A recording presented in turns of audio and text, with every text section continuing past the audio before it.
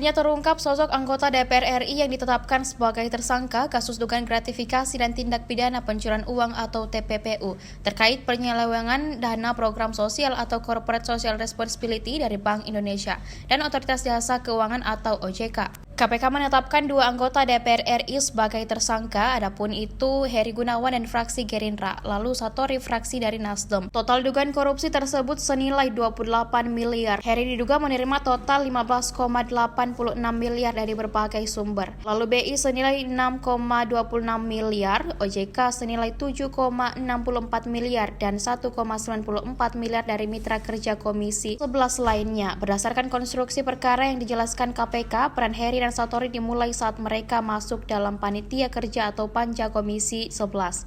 Tugasnya membahas dan menyetujui rencana anggaran tahunan BI dan OJK. Dalam beberapa rapat tertutup disepakati BI dan OJK akan mengalokasikan dana program kepada setiap anggota Komisi 11. Bismillahirrahmanirrahim. Assalamualaikum warahmatullahi wabarakatuh. Waalaikumsalam. Selamat malam dan salam sejahtera bagi kita sekalian. Yang saya hormati Mas Jubir, yang saya hormati, saya cintai dan saya banggakan rekan-rekan jurnalis. Pada hari ini kami akan menyampaikan terkait dengan penetapan tersangka dugaan tindak pidana korupsi, penerimaan gratifikasi, dan tindak pidana pencucian uang terkait dengan pengelolaan dana bantuan sosial Bank Indonesia atau BI dan Otoritas Jasa Keuangan. Komisi Pemberantasan Korupsi, bagaimana disebutkan di atas, akan menyampaikan perkembangan penyidikan dugaan tindak pidana korupsi terkait dengan penggunaan sosial Bank Indonesia. Jadi kalau nama programnya, Program Sosial Bank Indonesia, PSBI ya. Dan penyuluh jasa keuangan PJK itu yang di Otoritas Jasa Keuangan OJK ya, dari tahun 2020 sampai dengan 2023. Perkara ini bermula dari laporan hasil analisis atau LHA PPATK dan kemudian juga dikaitkan dengan atau dikuatkan dengan pengaduan masyarakat. Jadi ada masyarakat di daerah ya yang mengadu kepada kami KPK di sini bahwa ada beberapa bantuan sosial itu dirasa tidak sesuai gitu ya, tidak sesuai dengan apa yang seharusnya, sehingga mereka melaporkan kepada kami masyarakat. Setelah dilakukan penyidikan umum sejak Desember 2024, penyidik telah menemukan sekurang-kurangnya 2 alat bukti yang cukup dan kemudian 2 hari kebelakang menetapkan 2 orang tersangka sebagai berikut, yaitu HG selaku anggota Komisi 11 DPR RI periode 2019-2024. Kedua, ST selaku anggota Komisi 11 DPR RI periode 2019-2024. Adapun konstruksi perkaranya adalah sebagai berikut. Komisi 11 DPR RI dalam melaksanakan tugas dan wewenangnya memiliki beberapa mitra kerja, di antaranya adalah Bank Indonesia dan Otoritas Jasa Keuangan atau OJK. Khusus terhadap Bank Indonesia dan OJK, Komisi 11 memiliki kewenangan tambahan, yaitu mewakili DPR memberikan persetujuan terhadap rencana anggaran masing-masing lembaga tersebut setiap tahunnya. Jadi ada anggaran untuk lembaga ini nih, untuk BI, kemudian juga untuk OJK. Nanti Komisi 11 ini anggaran yang untuk BI maupun untuk OJK itu dirapatkan gitu ya, seperti itu, kemudian dievaluasi dan lain-lain, kemudian disetujui gitu ya oleh Komisi 11. Sebelum memberikan persetujuan dimaksud, Komisi 11 DPR RI terlebih dahulu membentuk panitia kerja. Tadi kan ada panjanya seperti itu, yang di dalamnya termasuk Saudara HG dan Saudara ST untuk membahas pendapatan dan pengeluaran rencana anggaran yang diajukan oleh BI dan OJK. Jadi dengan adanya panja tersebut, kemudian anggaran yang diajukan oleh BI maupun OJK dibahas dalam satu rapat, kemudian dilihat bagaimana rencana pengeluarannya, kemudian rencana pendapatannya, seperti itu. Setelah rapat kerja Komisi 11 DPR RI bersama pimpinan BI dan OJK pada bulan November di setiap tahunnya, ya, November di setiap tahunnya. Jadi dalam hal ini tahun 2020, 2021, dan 2022 Panja melaksanakan rapat tertutup. Jadi yang ada hanya BI, OJK, kemudian dengan Panja. Bahwa dalam rapat terdapat kesepakatan antara lain. 1. BI dan OJK memberikan dana program sosial kepada masing-masing anggota Komisi 11 DPR RI. Ini sejalan dengan apa yang disampaikan oleh Saudara S. Saya membacanya juga waktu itu di media yang rekan-rekan sekalian tulis.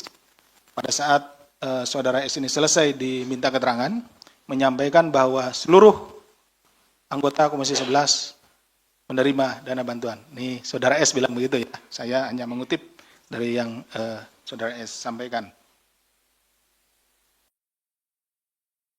Saya ulangi, BI dan OJK memberikan dana program sosial kepada masing-masing anggota Komisi 11 DPR RI dengan alokasi kuota, yaitu dari BI sekitar 10 kegiatan per tahun, dan OJK sekitar 18 sampai 24 kegiatan per tahun. 2. Dana program sosial diberikan kepada anggota Komisi 11 DPR RI melalui yayasan yang dikelola oleh anggota DPR Komisi 11.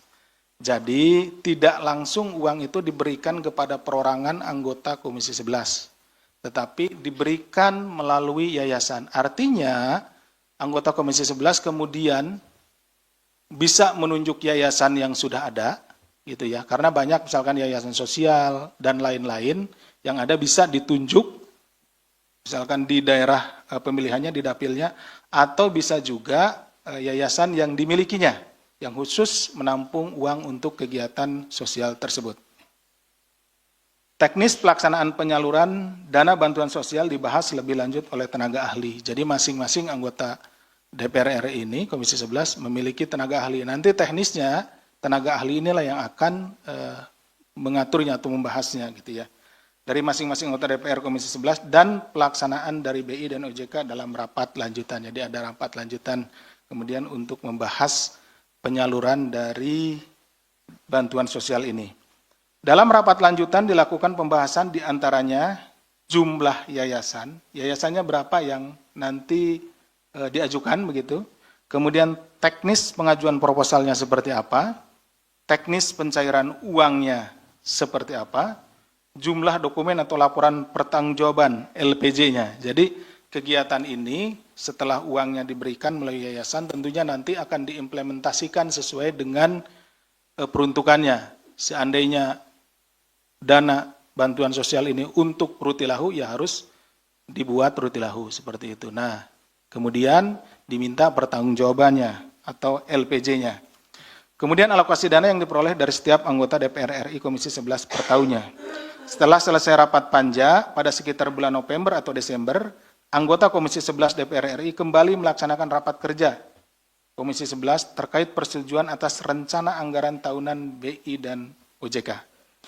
Untuk menindaklanjuti pembahasan teknis tersebut, HG kemudian menugaskan tenaga ahli, sementara ST menugaskan seorang kepercayaannya. Nah, kalau tadi ada yang ditugaskannya tenaga ahlinya, yang ST itu kepercayaannya.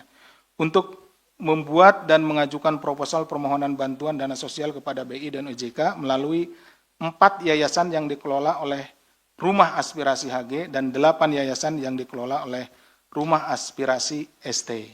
Jadi ini beda-beda.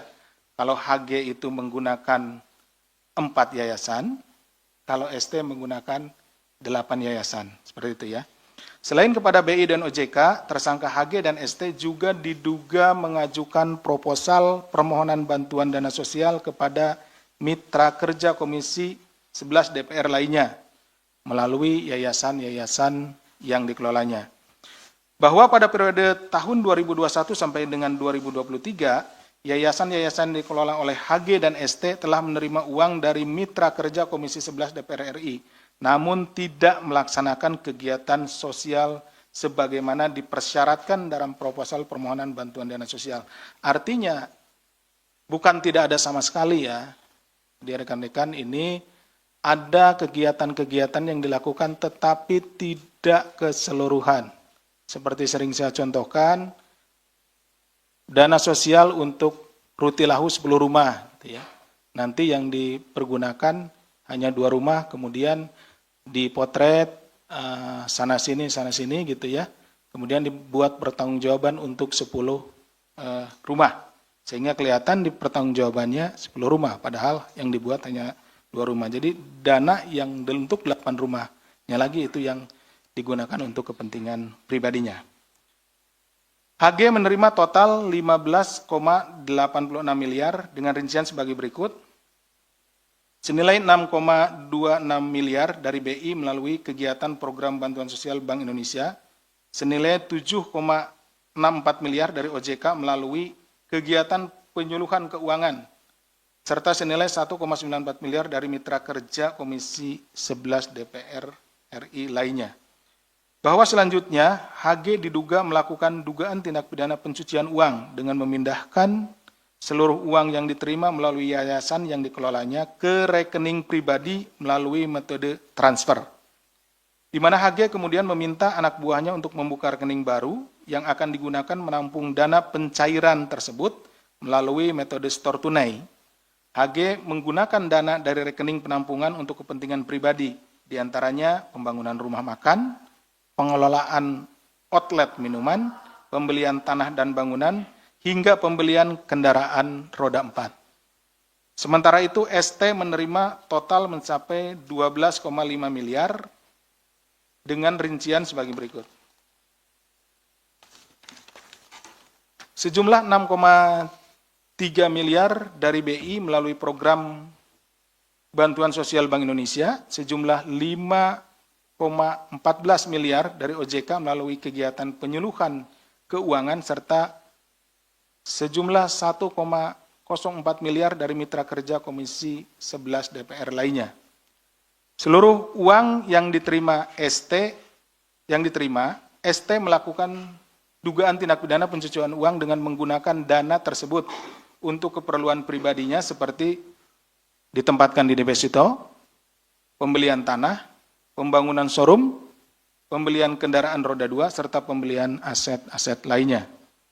ST juga diduga melakukan rekayasa transaksi perbankan dengan meminta salah satu bank daerah untuk menyamarkan penempatan deposito serta pencairannya agar tidak teridentifikasi di rekening koran miliknya.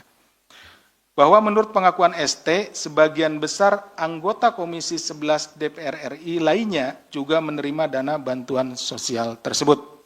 Tentunya kami akan mendalami keterangan dari saudara ST ini, siapa saja yang menerima dana bantuan sosial dari Komisi 11 ini. Kemudian juga kami concern untuk mendalami alasan apa dari BI maupun OJK sehingga diberikan dana bantuan sosial kepada anggota Komisi 11 ini. Atas perbuatannya, para tersangka disangkakan telah melanggar pasal 12B besar Undang-Undang Nomor 31 Tahun 99 tentang pemberantasan tindak pidana korupsi sebagaimana telah diubah dengan Undang-Undang Nomor 20 Tahun 2001 tentang perubahan atas Undang-Undang Nomor 31 Tahun 1999 tentang pemberantasan tindak pidana korupsi, Junto pasal 55 ayat 1 ke 1, Junto pasal 64 ayat 1 KUHP, serta tindak pidana pencucian uang sesuai dengan Undang-Undang Nomor 8 Tahun 2010 tentang pencegahan dan pemberantasan tindak pidana pencucian uang, Junto pasal 55 ayat 1 ke 1 Kitab Undang-Undang Hukum Pidana. Demikian yang bisa kami sampaikan. Terima kasih atas perhatiannya. Download Tribun X sekarang, menghadirkan lokal menjadi Indonesia.